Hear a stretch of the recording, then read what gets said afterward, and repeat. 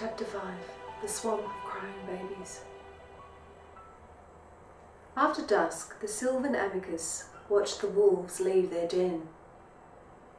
The bird followed as the she-wolf, Sheka, and her mate, Torg, and 3 other wolves carried the cubs in their mouths. Sheka took Irina. They padded swiftly and silently through the forest. The bird shivered when he saw how the moon made the wolves' eyes shine a strange dark blue.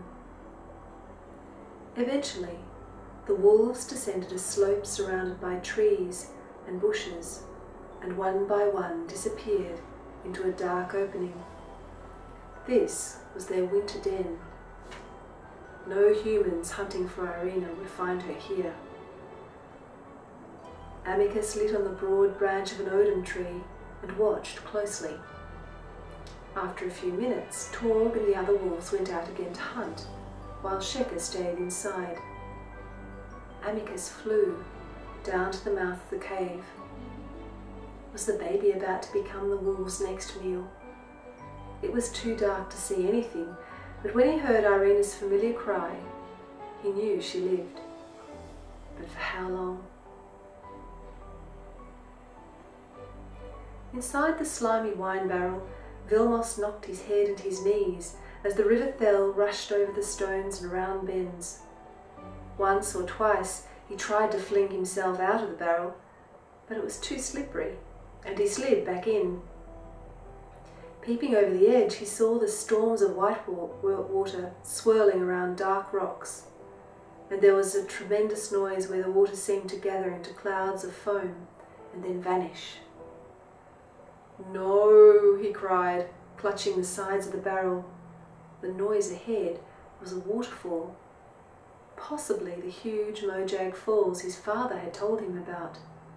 He screamed and made a fumbling attempt to stand up and tilt the barrel over. It was too late. With a whoosh that seemed to leave Vilmos's stomach in the air above him, the barrel tumbled down the side of the waterfall, filling with water as it fell. Sheets of water whipped over his face, and Vilmos gasped as he was tossed out of the overflowing barrel. He started coughing as water filled his mouth and stung his eyes. The current swept him to the northern bank and dumped him on some rocks. Panting and spitting, Vilmos rolled himself over to see where he had landed. The waterfall crashed to his left. He stared in wonder at the height of the falls, amazed that he had survived the drop. To his right was a deep green woodland, filled with tree stumps and puddles that smelled of mud and salt. The wind made a strange crying noise as it passed through the trees.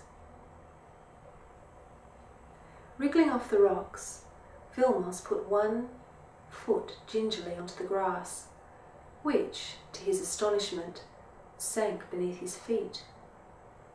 Water squelched up his trousers almost to his knees.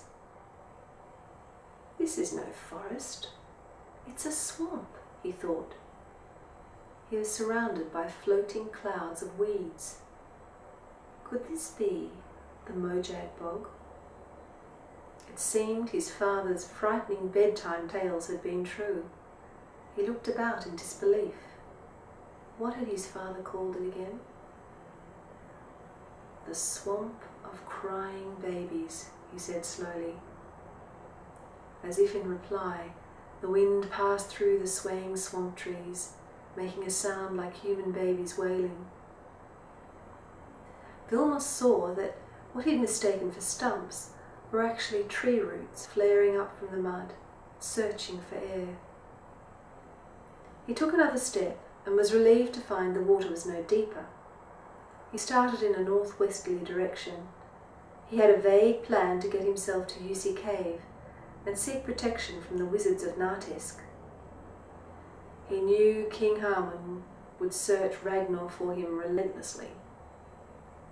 Beside him was a glistening green log, covered in bumps. The hairs on Vilmos's arms stood up.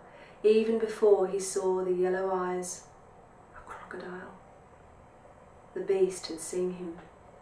It turned its vast head and opened its mouth, revealing double rows of sharp and stinking teeth. Vilmos edged backward. The crocodile watched him with those interested yellow eyes, turning his large and sinister body with intent. "Nartesk!" shouted Vilmos, calling out any name he could think of. "Jun!" The creature kept coming. Vilmos broke into a cold sweat. Go for the eyes, he thought. With shaking hands, he clumsily broke off a few twigs from a tree root, and when the crocodile was near enough, Vilmos plunged the sticks into the beast's eyeballs. It was horrible.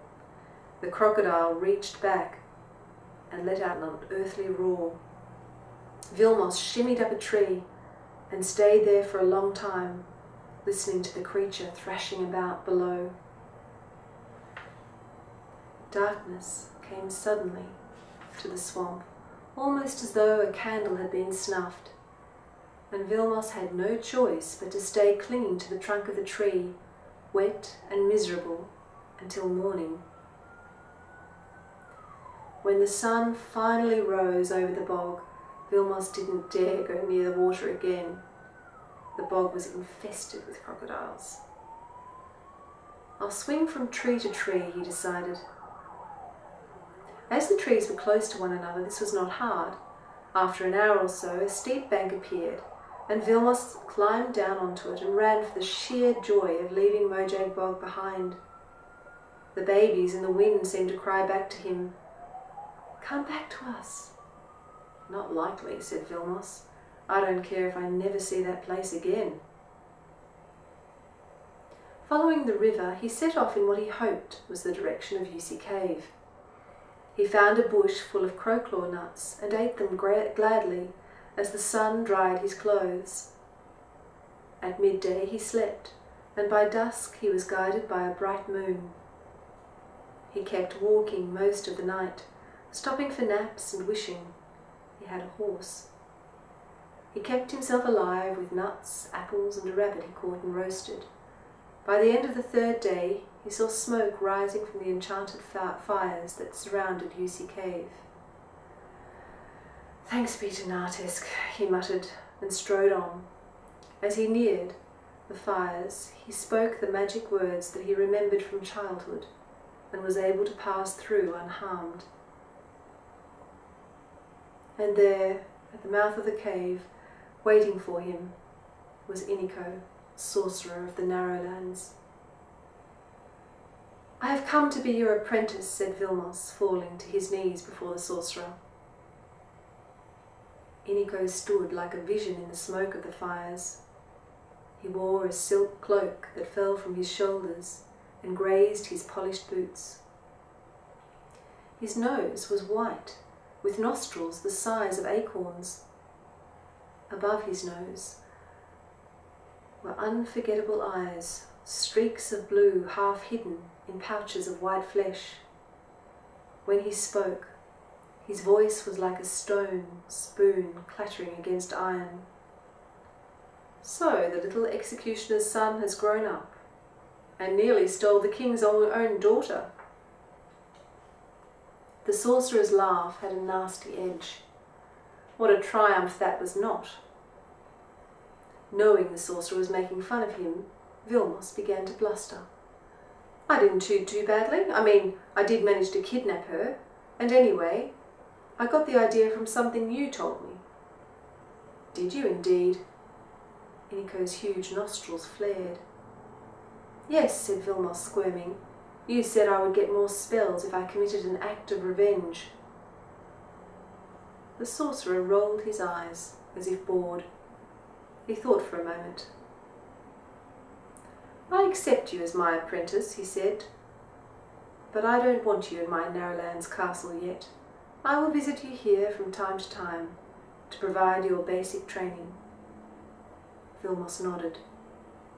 That was good enough for him.